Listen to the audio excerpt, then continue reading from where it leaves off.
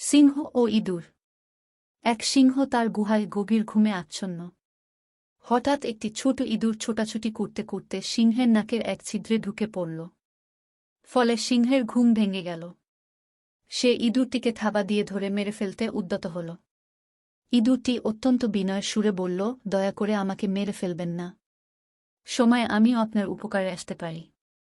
একটা শুনে সিংহটি হেসে বলল, তুই এত ছোট জীব হয়ে আমার কি উপকার করবি? যাক, সিংহটি তাকে ছেড়ে দিল। এর কিছুদিন পরের ঘটনা। সিংহটি একটি দড়ির শক্ত ফাঁদে আটকে গেল।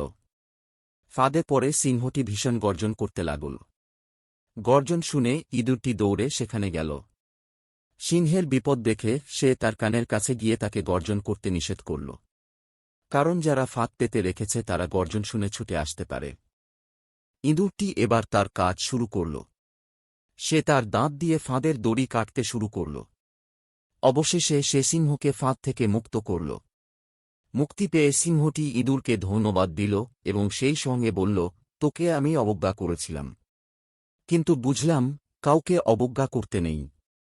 শিক্ষা: ছোট বলে কাউকে অবজ্ঞা করতে নেই। বিপদে যে কেউ উপকারে আসতে পারে।